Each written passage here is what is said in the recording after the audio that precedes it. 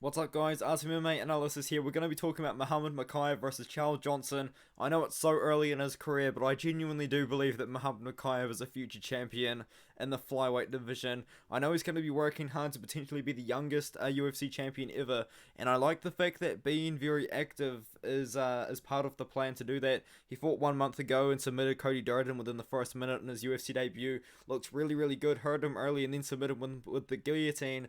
And now he's going to be fighting in about 3 months' time in July against Charles Johnson, who will be making his UFC debut.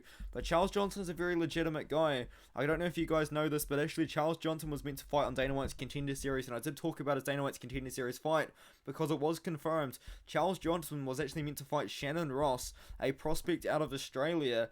And no disrespect to Shannon Ross, but I was going to pick Charles Johnson to win that one. But yeah, Shannon Ross will still be on Dana White's Contender Series 2022, so keep an eye out for him. But he will not be fighting Charles Johnson. It's also worth noting the fight is on the same card as Nikita Krylov versus Gustafsson. But moving on, man, Muhammed Mokaev, he's so good. He's just so good.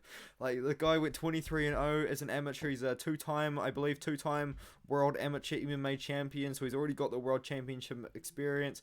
He got an insane amateur record, 23-0, over some pretty decent opponents as well, really. And he does have a couple of wins on his record. His best win is definitely over Cody Durden, in my opinion. But he did beat Blaine O'Driscoll on the regional scene, and so did he Abdul Hussein.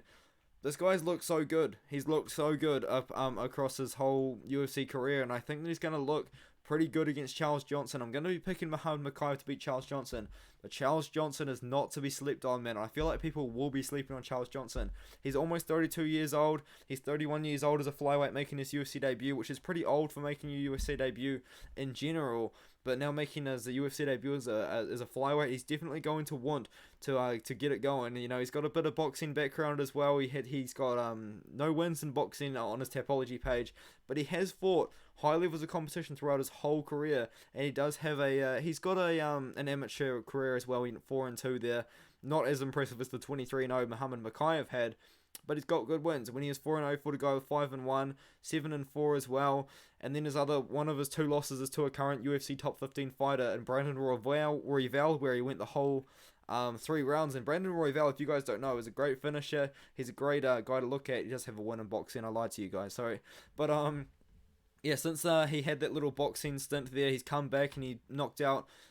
He submitted Kali Pangilian, then he knocked out Carlos Mota as well in the LFA 122 in the main event there in the 5th round as well. So he showed he's got 5-round experience. He showed he's got 5-round cardio as well. He fights out a Tiger Muay Thai, which is very interesting. He's going to have a great training partners there, a great background there. I feel like Charles Johnson is definitely like a live prospect to look out for, but I don't think he's like live enough to beat a guy like Muhammad Mokaev.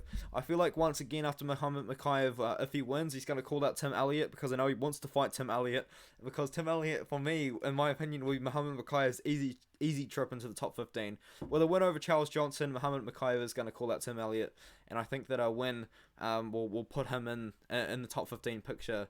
If he wins this fight here, he could probably call out a guy in the top 15, and they'll probably give it to him. Maybe they'll give him someone like Sue Mudaerji, because Sue Mudaerji recently had a fight fall out, because I think that USADA recently got him an Al Cup. So it's very interesting to see kind of what happens with Muhammad Mokaev's career after this. I'm just looking to see, like, why is he the number 2 Middle Eastern fighter? He's not even on this list, actually. Anyway, moving on. I got very sidetracked there. I'm picking Muhammad Mokaev to win. I'm picking him to win probably inside the distance, but Johnson's pretty good, man. Maybe we could see a decision from Mokaev like Tapology is predicting. I think Mokaev is great. I think he's very well-rounded. He's got good skills on the feet. He's got good skills on the ground. He's just a well-rounded fighter. He's already got so much experience as well. He's got about 30 fights experience in MMA. Like, this guy is only 21 years old. Definitely a future champion in my opinion. Definitely a guy to keep your eye on. Very good fighter. Very likable fighter as well in my opinion. I think Muhammad Mokaev is going to get the job done. I think that he will beat a guy like Charles Johnson.